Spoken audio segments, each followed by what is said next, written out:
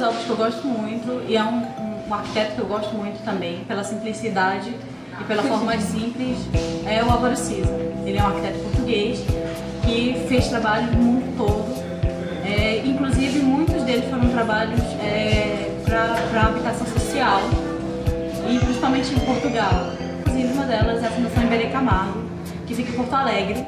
É uma bela arquitetura. Tipo assim, não é uma arquitetura cheia de detalhes, não é uma arquitetura cheia de muitas penas, mas vale a pena. Ela é muito simples, mas ao mesmo tempo elegante e, tipo, como ele não trabalha com muitas cores, a predominância dele é pelo branco, e o lugar onde a Fundação está, a Fundação Iberê Camargo está, destaca de todo o resto, que é a maioria ou verde ou completamente o oposto das outras cores. Então, tipo, é muito legal.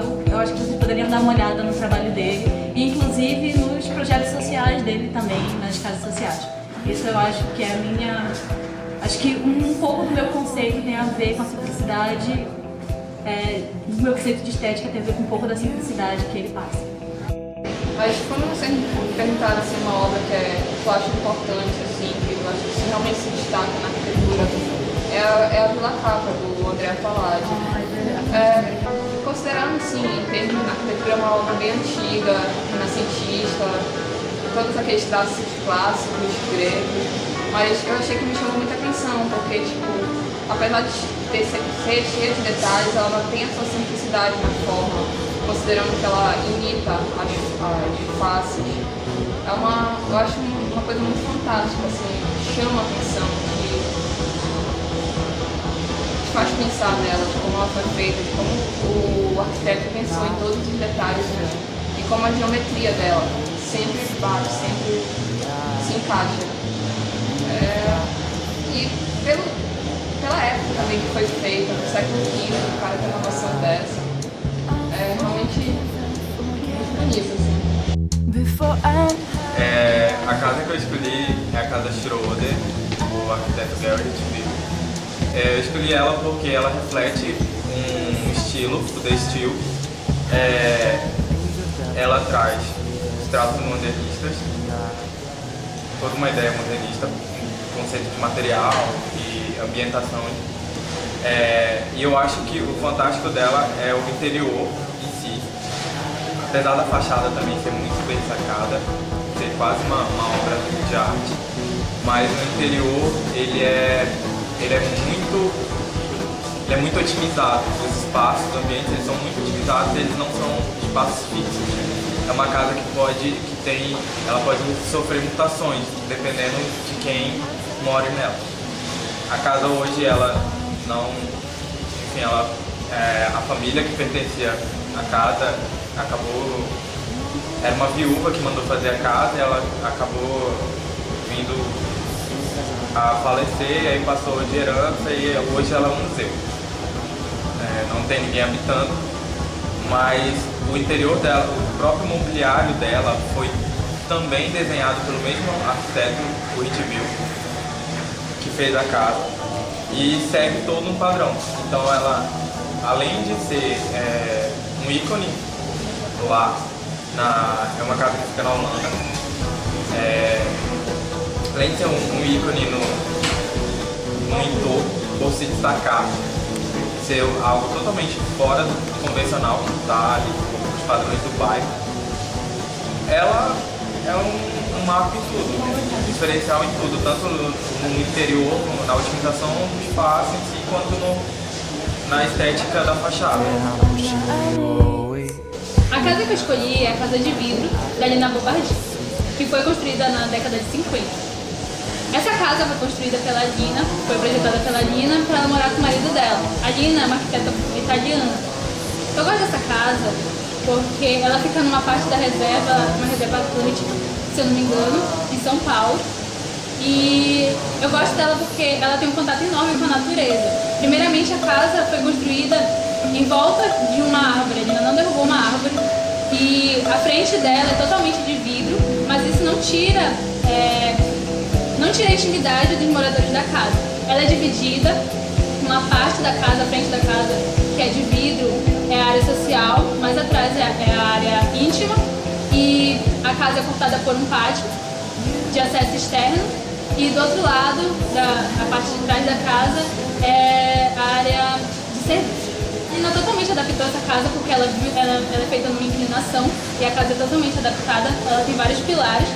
E a Lina conseguiu passar uma sensação de que a gente está muito perto da natureza, a gente está praticamente muito próximo, ela conseguiu criar essa ligação. E a casa transmite uma coisa limpa, uma coisa, como eu posso dizer, inteiramente conectada. Já como a frente dela é de vidro, é como se tivesse praticamente ponto de tocar na natureza, como se se unisse a ela. E a casa que eu escolhi falar foi a Casa das Canoas de Oscar Niemeyer. Ela fica no Rio de Janeiro e eu a conheci quando eu tive que fazer trabalho de projeto. A Casa das Canoas, como a maioria das casas que os meus colegas já falaram, ela tem uma integração muito grande com a natureza. O Oscar Niemeyer ele já fez num lugar que ela está rodeada de árvores. Inclusive, ele tem uma pedra no meio da casa. Ele adaptou toda a casa para essa pedra ela ser preservada. Em cima, que é a parte que a maioria das fotos que a gente vê tem acesso, a parte de cima é a parte social da casa e a parte íntima ela é embaixo, que eu acho muito interessante. E ela também é uma construção limpa, ela não passa muita informação assim, logo que a gente olha, mas quando a gente vai descobrindo as ideias que ele teve para casa, é muito interessante. Eu gosto muito dessa casa porque eu ganhei um carinho por ela, porque ela foi meu primeiro trabalho. E ela é a moradia do maior arquiteto brasileiro. Então...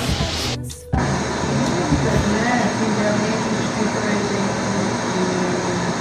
falar com Antônio Lima na sede da prefeitura. É um exemplo de arquitetura construída segundo os cânones estéticos do Beto clássico. Tem simetria, tem ritmo, tem harmonia, tem proporção. Eu estava falando a questão de conceito de belo ou de beleza é muito variado. E nem sempre é uma concepção individual. Existem cânones do belo que era empregado desde o classicismo até mais ou menos no século XIX, início do século XX.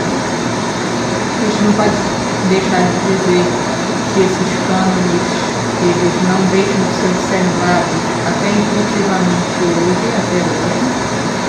Mas a partir da segunda metade do século XVIII, os artistas eles começaram a incorporar outro conceito que a gente pode chamar de não belo ou de feiura também, que passou a ser incorporado dentro da estética. Então, vamos seguir, eu estou mostrando para vocês que eu falo sobre o conceito de estética, né? E um dos estudiosos da estética, que é o Humberto Eco, ele escreveu 2 livros, uma História da Beleza e outra História da Feiura, para vocês terem uma ideia. Então, o belo, ele inicialmente ele tinha cânones que vocês vão ver desde na história da arquitetura, desde Vitruvius, passando por Alberto, por Vignola, por uma série de arquitetos que se propuseram a escrever sobre os cânones da arquitetura, sobre os cânones do belo.